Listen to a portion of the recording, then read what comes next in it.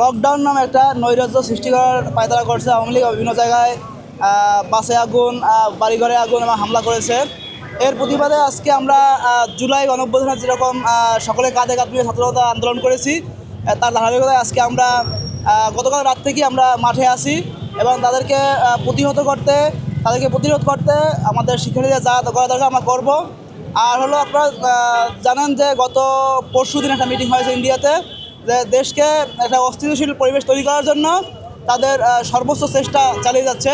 আমরা আমাদের সর্বোচ্চ হিম্মত দিয়ে তাদেরকে প্রতিহত করার জন্য আমরা সর্বোচ্চ চেষ্টা করব। আইনশৃঙ্খলা বাহিনীর তৎপরতা কেমন দেখছেন? যে আলহামদুলিল্লাহ আইনশৃঙ্খলা বাহিনীর তৎপরতা ভালো রয়েছে, তারা সর্বোচ্চ সতর্ক অবস্থানে আছেন এবং গতকালকে রাত থেকেই পুলিশ কমিশনার স্যার সহ র্যাব সদস্য, সেনাবাহিনী সদস্যরা টহল দিচ্ছেন এবং রাতভর তারা ডিউটি পালন করছেন। যে আপনারা সকলে অবগত রয়েছেন, এই ফ্যাসিস্ট খুনি হাসিনা সরকার বিগত আমল ধরে বাংলাদেশের মানুষের উপর যে জুলুম নির্যাতন চালিয়ে গিয়েছিল, তার অন্যায় আজকের ট্রাইব্যুনাল কর্তৃক যে রায় আজকের ঘোষণা করার কথা আপনারা জানেন, সে রায়কে কেন্দ্র করে আজকের এই আওয়ামী লীগ এবং তার নিষিদ্ধ সংগঠনের তার যত সকল অঙ্গ সংগঠন রয়েছে, তারা যে সন্ত্রাসী কার্যক্রম সারা বাংলাদেশে লকডাউন নামক সন্ত্রাসী কার্যক্রম তারা চালিয়ে যাচ্ছে, তারই ধারাবাহিকতার প্রেক্ষিতে আজকের বরিশালের সর্বসাধারণ শিক্ষার্থী জনগণ রাজপথে নেমেছে তাদেরকে প্রতিহত করার জন্য।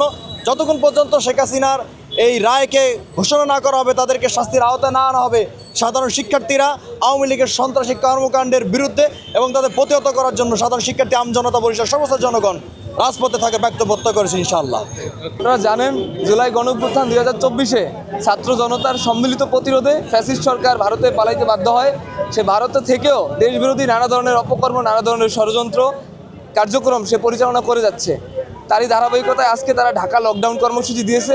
সেই ঢাকা লকডাউন কর্মসূচির প্রতিবাদে এবং দেশবিরোধী নানা ধরনের ষড়যন্ত্র প্রতিহত করতে শিক্ষার্থী ঐক্য পরিষদ বরিশাল আজকে বরিশালে বিশাল শোডাউনের আয়োজন করছে। তারই ধারাবাহিকতা আজকে আমরা এখানে উপস্থিত হয়েছি। ইনশাআল্লাহ কিছুক্ষণের ভিতরেই আমাদের শোডাউন কার্যক্রম শুরু হবে।